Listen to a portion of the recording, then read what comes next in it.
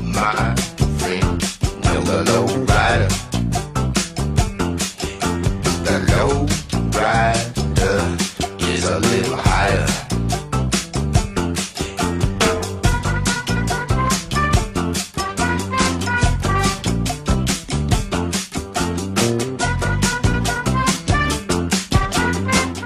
Hello everybody, I'm Richard Tripp and welcome to another edition of Tripp's Corner here on ProView Networks. Today we're very honored to be joined by legendary coach Roy Sanchez from Eldorado High School, coming up on Tripp's Corner. Don't forget, every ProView Network sporting event is on sale at our DVD store. Go to www.proviewnetworks.com to buy your DVD today. You know, Coach, thank you very much for having us here on Tripp's Corner today, man. I got to ask, you're looking at a book. Let's start out right away with going back in history. Talk about this book that you're looking at from the high school coaching clinic. How about this? I got the 1967 New Mexico High School Coaches Clinic manual. Look at that, right on top of my desk. That he knows. I was just looking at it last week. So, anybody interested in it? yeah, actually, there's a lot of. Let's start with that. I like that. There's a lot of good stuff in here. I mean, they have track. Hugh Hackett, New Mexico, University of New Mexico. He did the clinic and he was talking track. Basketball, of course. Don Haskins spoke at it. Don Haskins, look at all that stuff he has in there. Coach of University of Colorado, Sox. Let's see what his name is. Sox Wool. I can't even pronounce his last name, but some stuff on the shuffle offense. University of Colorado came down and talked on the clinic. Some more football stuff here. Harvey Griffith from UTEP. So just looking at that kind of stuff. I like the old stuff like that. I bet Buster would really like that. Like to have it. I might sell it to him. Sell it, yeah. Yeah. I like the type. The thing about when you open it up is the type of it. Exactly. People used typewriters back then. Yeah. Some kids don't even know what a typewriter is. No. So ribbon? What ribbon? Yeah, exactly. So I like the old stuff, the type and all that. So that's good. Good stuff. You know, with that said, Roy, we're gonna come back to that. That's a good way to start. But you know, a lot of people don't know or may have forgotten or whatever. You know, you actually grew up in Los Alamos, played for the Hilltoppers back in the good old days, I guess we can say. Hilltoppers. Go Toppers, man. I mean, I still check their scores all the time too. Do Basketball, football, and wish them well, and hopefully they do well and all that kind of stuff, because those were fun times. I mean, when we grew up, like I said, we just played all the sports. If it was basketball season, we played basketball. If it was football season, we played football, you know, on the playground. Baseball season, we played baseball. And that's what kids should do. They should play all sports to this day. And just those memories were so good. Just, you know, the fifth graders playing against sixth graders in basketball. And we played, and the bell rang, whoever was ahead at that point, that's who won. And we'd always do that, and very competitive at that time. you know, of course, and also back in the days, speaking of Los Alamos, those were the good days. Good I guess old you could days. say this. No doubt about it. Innocent days, you said, you know, even going out for PE classes sometimes when whoever your PE teacher was at the time would break up into two teams, whether it was for a half an hour, 45 minutes, or an hour. Man, you just got after it as quick as you can, man. No, you he played to the death. Days? He played to the death, and at that time our football team was real good. You know, Walt Arnold, you know, a guy like that, you know, was really good in football. Billy Myers, basketball. Brian Corey in football and basketball. Brian Corey played both at New Mexico State. You know, Walt Arnold obviously went to the NFL. Billy Myers played for the New Mexico State Aggies. You know, those guys were our heroes. You know, they were in 12th grade and we were in fifth and sixth grade, and those guys were our heroes. We wanted to be like them, and just competitive. And like you say, the PE classes, it was on. It was on. Let's go. And we'd carry it into the classroom, and our teacher would have to settle us down. You know, that's over. But we were so competitive with the guys who I went to school with. It was a lot of fun. You know, when you went to those games, you know, football games, basketball games, baseball games, whatnot, you know, you like you already said, you saw these guys playing. I thought, man, I want to be like that, like you said. But what was it? Was it their competitiveness? What was it about these gentlemen? Well, their success, their successfulness, you know, I mean, just looked up to them, big old guys. You know, again, Walt Arnold played 3 sports in high school. He was really good at all 3 sports.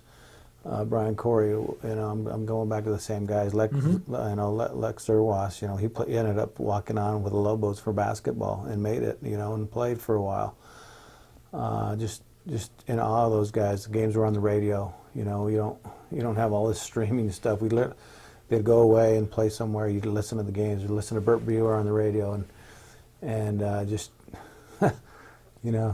live and die in every play. Right. And hopefully they win. And So when you saw these guys playing, as you said, and now it's your turn to play, as you said, coming up now from middle school, getting into high school, even starting at the middle school level, did you kind of feel, like you said, I want to be like these guys, but there's more to it. It's that sense of tradition.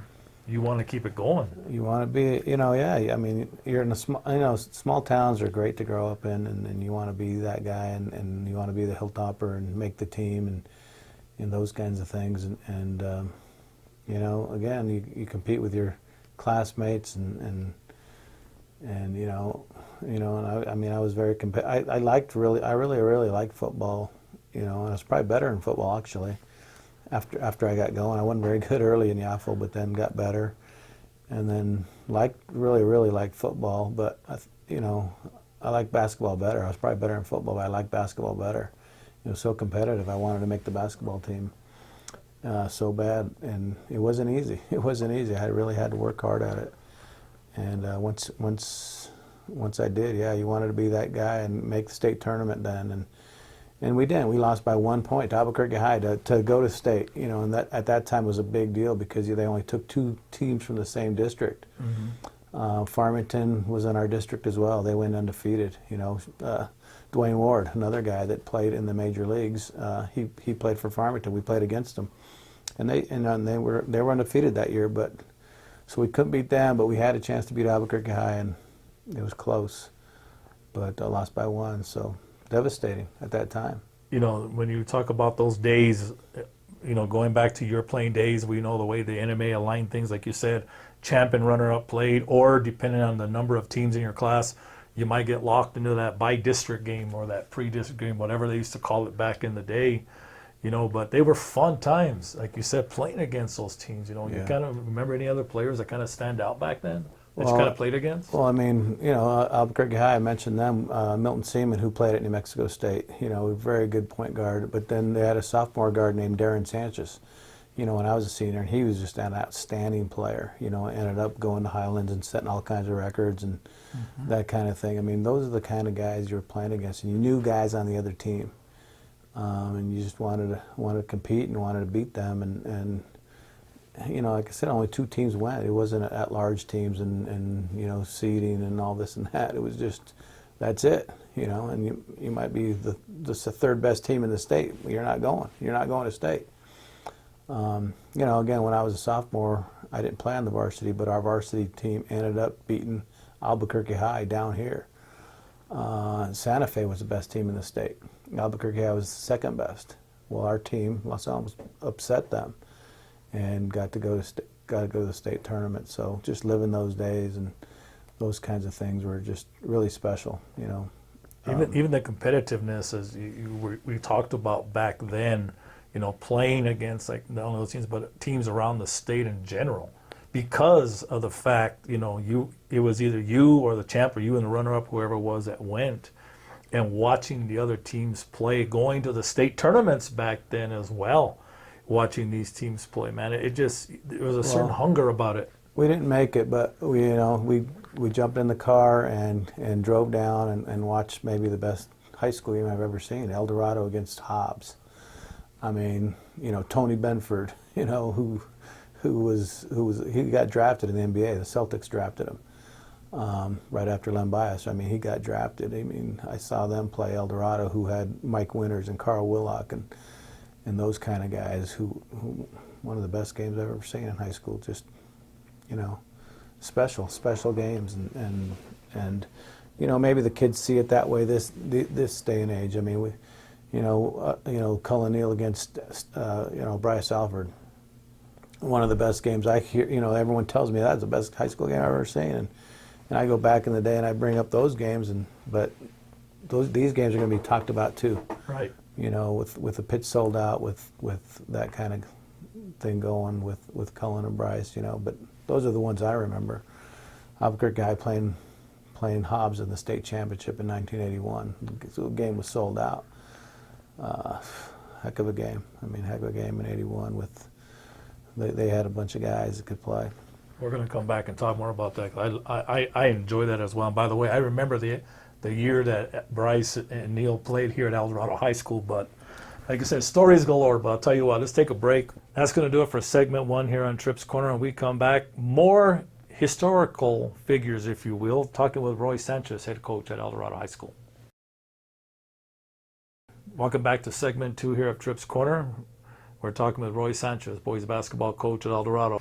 You know, let's go back a little bit. You know, I want to talk about your parents, your upbringing, you know, some of the things that they taught you to kind of prepare you, you know, for where you are today, actually. Talk a little about your parents. Well, you know, your parents love you and they believe in you and those kinds of things and trust you. You know, we were growing up in the community. We'd go ride bikes, go play. You know, just come in when the street lights go on.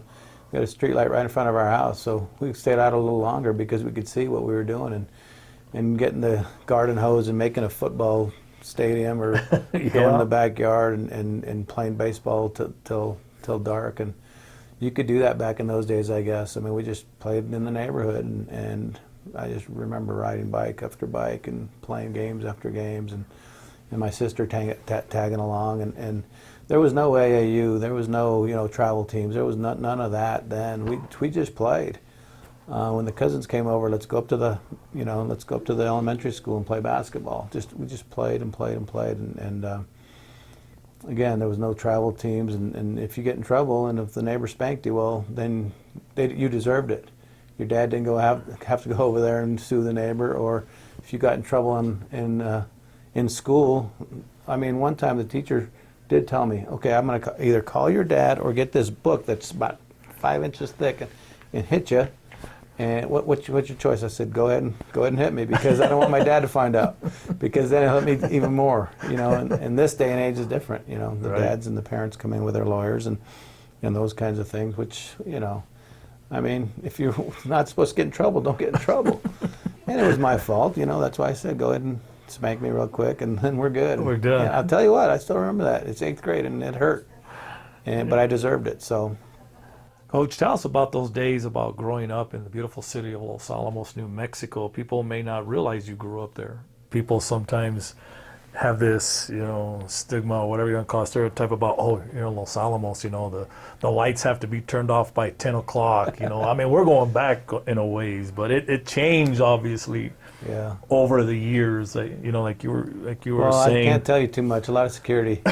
You'll have to pass security clearance. I mean, my dad actually worked in Area 51 in Las Vegas. He actually worked there. I mean, we moved there for a year or so, I guess, when I was real small, and then moved back, and it was different. But again, I didn't know what he did. I had no idea what he did.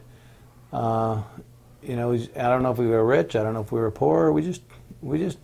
You know, I mean, on weekends, we'd go camping with the neighbors. We'd do that a lot. It wasn't, again, no travel teams, I didn't play one summer league game. I wish I would have, one summer league game in high school. Now, I mean, I got the guys all June and doing stuff, and which is great, I love it. But it was just a more innocent time. You didn't know whether you're rich or poor or where you lived. We'd go down and play, you know, Espanola, we'd go play Taos, we'd go play Santa Fe.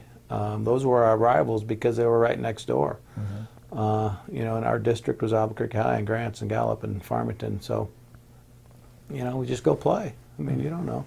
You know, let's go back to your parents. What, if there's a lesson that they kind of instilled in you guys, you know, what would you kind of look back and, you know, one of those things that from your parents? Just give it your best effort. I mean, whether you are making a basketball team or trying out for a basketball team or even I even got a job in the community, a couple jobs, you know, working at the fast food area, you know.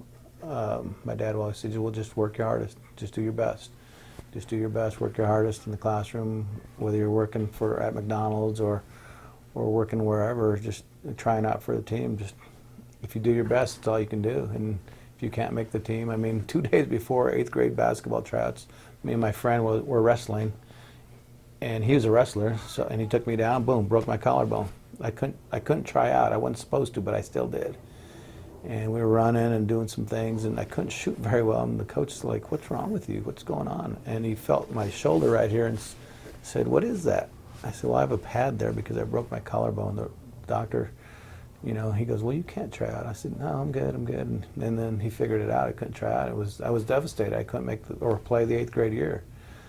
And so then I had to work harder and harder just to make it the 9th grade year the next year, because again there was no then go play AU. I couldn't do that. Mm-hmm. So missed out on that year, and then had to work hard the 10th grade year, 11th grade year, and 12th grade year just to make the team, because it wasn't ever a given. And that's I did like that about that. You just proved your worth, kind of thing.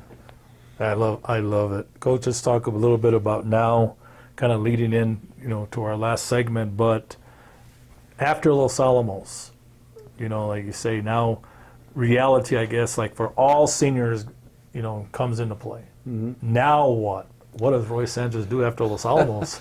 You're exactly right. I had no idea what I wanted to do. Do I want to go to the military? So all my buddies were going to come down to UNM and go to college. Well, my dad got transferred to Albuquerque, luckily, and so my sister was going to come to school at Eldorado High School, and I had no idea what I was going to do. I wanted to own a business. I wanted to make $1 million. I wanted to do all that kind of stuff. Well, go to college. So I went to college and was going to be a major in business, I guess. I didn't know what I wanted to do. They were all lab guys and technical guys, and so I went to college and followed my buddies. Thank goodness for buddies. Right. And after that, my sophomore coach, Jerry Brown, got a job down here in Albuquerque. Started working at a high school, coaching basketball, and he called me, "Hey, you want to coach?" After a year, the first year, I didn't know what I wanted to do, and bounced around and didn't get very good grades, and I, didn't do a very good job. But then that gave me more direction. He started coaching, and I started coaching with him. And it gave me a purpose and direction and kind of a vision of what I wanted to do. And wow, coaching, this is kind of fun, working with kids and still competing in basketball and that kind of thing. So that's how I just kind of fell in it, kind of accidentally, I guess. So that's going to do it for segment 2 here of Tripp's Corner, and we come back. More with Roy Sanchez, head boys basketball coach at Eldorado High School, coming up on Tripp's Corner. Welcome back to segment 3 of Tripp's Corner here on ProView Networks. We're with Roy Sanchez, boys basketball coach at Eldorado. Coach, you're holding something very historic, and that is the program from the Hobbs basketball tournament. The basketball state of it, I guess. I always thought people were just into basketball. At that time, Los Alamos, everyone was into basketball, and the Lobos were really good at that time, and those kinds of things. I guess that's why I picked it up and loved it, and just the history of basketball in New Mexico, and just to be in the Hobbs tournament for 2 years as a coach. We lost in the championship one year in overtime against an El Paso team, and then we went back last year and we lost to a Wichita Falls from Texas team. But just all the names that have gone through New Mexico with basketball, and people don't know that. Like Rich Strong, he was my assistant for a long time. And he had a tryout with the Milwaukee Bucks. He played at Sandy High School in 1982 as well, and he was just a heck of a player. And like I talked about with Tony Benford, just a really he's been a college coach, a Division I college coach, and just the Hobbs aura and just people in Las Cruces. I can ramble on and on. I'm sorry. That's okay. It kind of leads us. Let's go back just for a minute. And I do want to come back to these types of things here, but let's fast forward everything to how you got this job, boys basketball job at Eldorado. How did that come about? Well, I was an assistant here for 8 years, and just really loved it, and really worked as hard as I could, and I was an assistant while I was in college, and just come up here every single day, even in the off season, every single day, and try to make our guys better. And then I got lucky enough to get the head coaching job, and was working at it and loving it, and some years not as good as the other years, and then we ended up winning the state after my 11th year, and then I think we won again back to back in 2000. I don't even know what it was, but we won, some at some point. But that wasn't just just working with the boys and working with the kids, and that's been the fun part, and watching them develop. And now 2000 whatever it is, 18 I think, 2018, I have a kid that his dad played for me in like 2000 or 1999 or something like that. I mean, his son plays for me now, and now the second generations are coming through, and it's kind of neat, and it's kind of nice that he brought his son back, you know, to Eldorado and be a competitor, and he's going to be one of our better players. And just crazy how it works, just crazy how life works, and it's been awesome though. It's been so fun. You know, that's one of the things, you know, we when we talk to our coaches and our ADs, that is probably one of the most inspirational questions or inspirational answers about the athletes coming back. Yeah. Or the young part. men that you've had the opportunity and the pleasure of coaching. And it's always something special, ain't it? 2 years ago, we had a guy, he played here in 1986. Wasn't a great player or anything like that, but he just wanted to come back, and he looked in the gym. We were practicing over Thanksgiving, and he was at his parents' house over Thanksgiving. He said, I wanted to come back in. You remember me? I was like, of course I do. Of course I remember you. You know, we got a guy he's the AD at Lubbock Christian right now. Lubbock Christian. Got guys that are just, you know, doing such great things. It's just amazing that, you know, the guys that we had an effect on, you know, coaching them, and then they became successful lawyers or businessmen or physical therapists, firemen, whatever. It's really neat to see. And then when they bring their kids back, and when they just come in the office, got a guy he's a head coach at Eagle Crest High School in Colorado right now. He came in and, hey coach, how you doing? He's the head coach up there, and it's really neat. It's really cool. You know, I don't usually ask this question, but I must ask because of the, you know, is there a certain time, you know, during their, obviously it's the players, obviously it's the athletes, but when a certain player possibly came back to talk to you, is there anyone that kind of stands out? There is guys that stand out from back in the day, you know, the early 90s again, that when I first became the head coach. But, you know, I was an assistant for a long time too. In '88, we had a JV team that was undefeated. So I see those guys all the time. And what's crazy is I think everyone knows each other, you know, but I've been coached for so long, and I said, hey, don't you, like 2 guys will come or 3 guys will come. I'm like, don't you know him? Because no, he played in whatever, 2006, and the other guy played in 95. I'm like, well, I thought you guys knew each other, you know, because in my mind, they're all my guys, and they all know each other and all that, and they don't. But when they come back, it is really special, and or they text or bring their kids by, or you see them with their kids. I mean, we went to a camp in Colorado this summer, and one of our guys that played at Metro State brought his 2 kids. I'm like, well, you're not old enough to have kids, but heck, he graduated in 2001. Of course he's old enough to have kids, you know. That time goes so fast. It just goes so fast, and it's just really neat to see all that, to see them successful. You know, Coach, you know, this is one of the questions I do enjoy asking, you know, is like we always say, the final chapter hasn't been written. The journey's still going on. You know, when it's all said and done, you know, when you're going to look back someday and just say, wow, like we all do as former coaches, ADs, whatever it is. But what's ahead for Roy Sanchez, you know, when you kind of look ahead? I don't know. You know, I wish I had more hobbies. I wish I would, you know, I tried to take up mountain biking, but I kept crashing and kept breaking things. So, like, that wasn't it. I just trying to find something for after, like you say, and I just have so much fun doing this. So I don't want it to end, but, you know, I guess there is an end at some point, but I'm just having too much fun. We'll see. We'll see what happens. I can't just sit home. I can't sit around. Even just sitting in this chair, I can't, you know.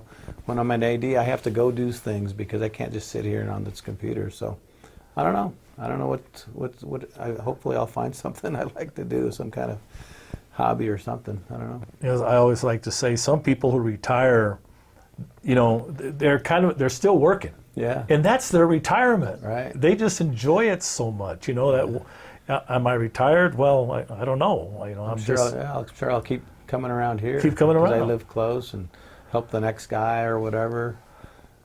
I don't know. We'll see. You know, Coach, let's go back, 'cause I want to touch on this before we leave. You know, you were talking about such great history, whether it's the Hobbs basketball tournament. You showed us a book earlier from the coaching clinic. You know, there's so, and I love it as well, just the history. Yeah, I love the history of the game. You know, talk about how'd you get involved in that? I don't know. I just remember stuff like that. You know, I mean, James Naismith. You know, people. When did he invent it? Well, 1891. I mean, my daughters can tell people that, and they're not even, you know, they're not even that old. But I always embedded that. You know, the history of the game and like to remember the names and just really good players out there and you know, it's always stuck with me, you know, and they should get their due, and those guys. And when I graduated, it seemed like there's so many Division I athletes, you know, coming out. Like I mentioned, Dwayne Ward. I mean, he's a pro guy. I mean, you know, Walt Arnold, he was a pro. You know, wow, those guys. You know, Rich Strong had a tryout with the Milwaukee Bucks. It's like, you know, you hold those guys in high esteem and just remember those kind of guys. And I mean, there's plenty more I'm forgetting, of course, right now because it's just. But, you know, I mean, I played with a guy, his name is Paul Maley. He had a tryout with the Cleveland Cavaliers. He's from Los Alamos, little old Los Alamos. He ended up being 6'9". He went to Australia and played in their leagues for 20 years and was one of the leading scorers ever in history. And now his daughter is playing she played for Oregon last year, but she's now at Texas A&M, I think. Just great players that some people don't even know about. And it's just amazing to me. In New Mexico, people always downgrade us, but we have really, really successful people, which is proud to be. You know, it's proud to be a part of all that. You know, even here in Eldorado, one of our last questions. You know, you being a historian, it's important that your young men that you're coaching today, or even any sport here at Eldorado, you know, it's important to remember what happened. It is. We have our athletes posted through, you know, now that I'm AD, and we've had that before though, but, you know, the athletes of the year. And each sport has had some special athletes. Girls basketball here, obviously, with my sister playing, but Coach Flanagan being here and those people that you know, forget, but they won, you know, 14 state championships. Right. They had All-Americans. They had girls that played at Kansas State and at Texas and big-time colleges, and just every sport has their little niche, you know, about their athletes here. I mean, we, you know, have been a very successful athletic program here, and it's hard to keep up, and it's just neat to see those kinds of things. And Rich Harbin's doing a good job with the girls basketball, and you know, there'll be some more Division I players for sure. You know, Coach, last question for you. You know, when you've done such a terrific job, awesome job with the Eldorado boys, a couple of state titles along the way, and they didn't come easy. You know, and state titles aren't easy to come by. You don't just pass them out. People don't know that. But you know, when it's all said and done for these athletes, senior day is always one of the hardest days, or that last game for seniors is always one of the hardest days. Mm-hmm. You know, for any athlete, any sport. You know, but what do you want them to take with them when they're done here? Just the fact that they, you know, had to work hard. They had to earn everything they got. They've had an enjoyable experience. You know, I mean, their pride to be an Eldorado Eagle. You know, they're lucky enough to be an Eldorado Eagle and enjoy it, and hopefully we've prepared them for the real world. You know, because it's a crazy world right out that door, and hopefully they know they can come back at any time and ask advice and ask for help. I mean, my coaches did that for me. I still keep in contact with all of my coaches, and hopefully these guys can feel that they can do that, you know. And we have to let them go, and it's hard sometimes to let our own kids go, but then the kids on our teams, you know, we got to let them go and grow up, but they can always come back. And hopefully their time here was enjoyable. Eldorado's been a very special place, Coach. You know, Hall of Fame coaches have come out of here really quick, you know. Of course, you know, Jimmy John's baseball, over 500 career wins. You say Coach Flanagan, the list goes on. You yourself, the book is still being written. I was lucky enough to, you know, coach or student teach for Scott Evans and Durwood Stell, and those guys were just awesome people. It was great. Coach, I want to thank you, man. This has been an awesome journey going down from Los Alamos to where you are today, man. Thank you very much. Thank you guys for coming down. You guys do a great job too. Thank you. Promoting. Appreciate it. Thank you, everybody, for watching another segment of Tripp's Corner here on ProView Networks. It was a fabulous show visiting with Roy Sanchez, head boys basketball coach at Eldorado. We got to come back and visit again and just talk history of basketball, whether it's high school, whether it's national, regardless of the fact. It was such a great show. Great time with Roy Sanchez. Thank you, everybody, for watching Tripp's Corner. Peace, everybody. We're out.